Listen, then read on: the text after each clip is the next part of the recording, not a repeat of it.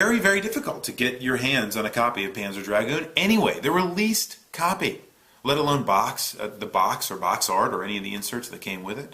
Very, very rare. However, now we have to reverse engineer that cartridge in order to do anything with the video game. So if anybody wanted to release a high-def version, or if anybody wanted to go back and do some tweaking on some things, it would be almost impossible to do because the original source code is gone. The original source code being as it is, you can go and take a look at that and make some edits and do what you need to do. Change the source code to make it whatever you want to make it.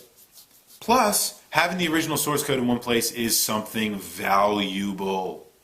If it's not valuable, then the question of preservation is a moot one. I think all of you by and large are saying that stuff is valuable and that we should preserve it. Even those of you that think the medium is not the message think preservation is important. And I think that's a continuing part of the conversation. The person, I can't pronounce their name, Leorin Waters, says that they always just assumed that game companies kept everything, which is exactly how I've always felt. This is just not my day. Sorry guys, didn't clear the camera before I started shooting, so another one of the cuts on the weekly Wringer that we had to make. Anyway, I was talking about Leorin Waters' comment about always assuming that video game companies kept everything. But let's say this. Let's say every game company out there that's still around did keep an archive of everything they've ever made. Really cool, right? Right. But what about all those video game companies that are no longer around? What about those companies that were gems? Like for me, I'm thinking about Sierra Online, some of those Roberta Williams classics, or now they ended up getting bought, and so a lot of those assets probably got moved, but some of them probably did not. I mean, I don't know if you guys have ever been a part of a corporate takeover, but I mean, it's not an easy or clean process. A lot of things get tossed and a lot of things get thrown out. And a lot of times things that would otherwise work or exist in the world as intellectual property gets completely destroyed. So, the fact is that game companies now, we know, don't keep their stuff, don't keep everything, and that's kind of why we have to, I think, act now, and why I think preservation has become a big part of the conversation around video games. The Onion Knight really got to the point that I was trying to get to with this question, so I appreciate this comment. Video games are art and should be preserved as such. Now we're talking. Because the video game medium is in its infancy, but wouldn't we, like any art or any science or any history, like to be able to tell it as a progression? Many of you talked about this. The idea that there was some kind of beginning, this primordial ooze of video gaming, that then became something else, and then became something else, so on and so forth. And wouldn't it be neat to be able to see those places all along the way? That's what it's all about for me. And I think the Onion Knight touched on something very important here, and that is that video games are artistic in nature. They should be preserved. The things that are around them, whether it be the artist themselves, the tools of their creation, the available assets, the technology that was available. Preserving all of those things is very, very important. I think the Onion Knight just hit that one right on the head. Lucky posted the article about Jordan Mechner, and this is no coincidence, guys. One of the reasons why I have made this a topic was because at PAX East I saw Jordan Mechner talk, and he told us there, he was the keynote speaker, he told us that he was in the process of trying to save the original source code for Prince of Persia, which I thought was awesome. Lo and behold, a few days after PAX East, he did it. He has the entire source code for the original Prince of Persia, and guess where it is now, folks? Everywhere. You can go download a copy of it now for free if you want to. Just go download it off the internet. He made it publicly available. It is his property. He is freely available to do that. He made it for Broadband software many years ago. You can go out and download it. Make Prince of Persia whatever you want to make it. The point is, folks, it's out there and it is preservable in its original state, and that is really cool. Sonic Rose makes the same argument, I think, as the Onion Knight, but really makes the anti-argument for the Mr. K point earlier, and that is that preserving things for posterity's sake is very important. In other words, the original form of these games is extremely important. In other words, the experience, the original experience, the intended experience of these games is very important. I get that playing an arcade game on your home console through an emulator is cool. And it probably has all of its wonderful benefits, as I've seen it many, many times. But it's not the experience of playing the original Simpsons game in your local movie theater. Now, I know you can't travel back in time and go to your local movie theater and plop down a Simpsons arcade game and play with bubble gum on it and, kids sitting behind you with like oily, greasy, popcorn hands trying to jump in and play. I know that. I'm not trying to make that argument. But we can do the next best thing, which is allow other people to experience the exact same cabinet, the exact same console that these games were played on. And that is exactly why ACAM exists, the nonprofit organization, the American Classic Arcade Museum. And I think they're doing a great job with just that. Being able to save these things in their state of posterity, in their original form, so that generations can enjoy them for many, many, many years to come. That is the exact opposite of what Mr. K was saying, as far as I can discern. And for those of you that were really on that thought as well. And so I think it is important. So, but I think that's a good point. Estolia really got to where I was trying to get to, which was the making of materials, all the behind the scenes. Now with DVD ships, you have a whole documentary that's been filmed that just shows them making the movie. How cool is that? Why don't we have people that do that for video games? I think that would be a great thing. I would buy those things. I would love to see people making decisions about video games, sitting in a conference room talking about, gosh, I don't know if this is the right ending for Mass Effect. Could you imagine that conversation?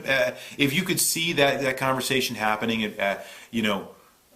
I just don't know how interesting of a market that would be, right? But I know it would be really cool. And that brings me to my next comment, which is Akira VGA, Andrew from VideoGameAuctions.com, said that a museum full of these kinds of artifacts would just be awesome.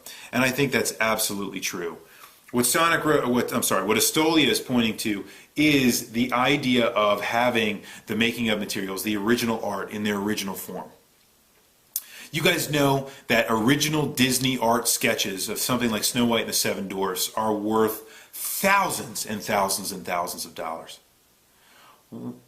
Someday, I personally believe that original art from something like Final Fantasy VI, which Estolia talked about specifically, will be the same kind of thing amongst all of us that know and love those games. Now, Final Fantasy VI is nowhere near as popular as Snow White and the Seven Dwarfs was or is. However, there's always going to be that kind of market for those of us that love video games enough that we'll be going back and looking at these things going, wow, this is amazing. And lastly, the last comment I want to talk about is Maze, that video games are a part of 20th century history and therefore should be preserved, just like any part of history, right? I agree. Video games are a part of the 20th century, the late 20th century, and the early 21st century. And I think it's impossible to tell a story about culture without at least representing video games in some way. I frankly could not agree more. I think it's a perfect point, and I don't even need to repeat it. It just makes itself. History is worth preserving for almost all of us that are interested in learning about things the way they were and the way that things could be. For those of us with brains and our ability to go back and look at the past, history is important and needs to be preserved. One point before we move on from this, because I think you guys already really understand what my position is. It is very important to me that we preserve video games. We should be preserving video games, and we should be preserving all the making of, behind the scenes kinds of detail and artwork, because I think those things will be very important someday. And I would love to be the guy that drove into a dusty old room, picked up a box, popped off the top, and was the guy that found the hard drive that contained some of the original source code for certain kinds of games that could still run just like the ones from the actual release. I would love to be that guy. To me, it was like opening the door, like, hey, you could be the next Indiana Jones of video gaming. That'd be pretty cool, right? The Commodore is Indiana Jones, a video game. You guys would love to see that, I'm sure. Anyway, one point, and I talked about this a lot with Rue while we were at PAX East at large, and the pizza guy, actually. And we talked about this, the idea that most things through history take on this kind of trajectory in a capitalist economy. And that is, they are bleeding edge. This has to do with technology mostly, or technological things. It's bleeding edge. It's new. It's fantastic. It's just earth-shattering. And then it goes to being something that is commonplace. Everybody has one. So it's no longer cutting edge, but everybody's got it, and they know it, and they use it, blah, blah, blah, blah. And then it becomes garbage. I don't need this anymore. There's something new that's bleeding edge out there, so they throw it away. And when people throw their stuff away, not all of it gets thrown away, but most of them get thrown away. That creates rarity, so that something becomes an artifact. So the fact is, if you take something that is particularly nostalgic or nostalgia worthy and you hold on to it long enough, you are going to end up with an artifact at some given point in time. And I think that is really cool. So anyway, that kind of sums up my thought about this. It's for some of you that might mean that this whole thing is pointless and it's just the perpetual cycle of capitalism. And for those of you out there that think that, I feel so sorry for you. But for those of us that are so intrigued by that fact that we want to go and find cool stuff to hold on to, you guys are just like me. I am fascinated by this stuff, and I want to see video games get preserved, and those are my thoughts. All right. Question for next week. I started thinking about all the great things we talked about in the Weekly Wringer. We talked about some great things. And I said to myself, I need to go back to my original list and start pulling some questions off of that that I think can, really speak to the intention that I had for the Weekly Wringer originally, which is to sometimes be pretty goofy and stupid, and to sometimes be really serious and very, very, very calculated, obviously, as it's become, to be a very intellectual show. But always to be, very pointed in what we do. All right. Here is the question for next week. I started watching something today about how Sony is developing a PlayStation version for the PS3 of the PlayStation All-Stars. And it looks to be a kind of Smash Brothers clone for all the stars of Sony games. Forget whatever thoughts you might have about whether that is warranted or not, or whether that's just a cheap knockoff, or whether it's even, valid. Forget all that. What it did do is it made me think of something, and then I went back and I looked at my original questions, and sure enough, I saw this come up.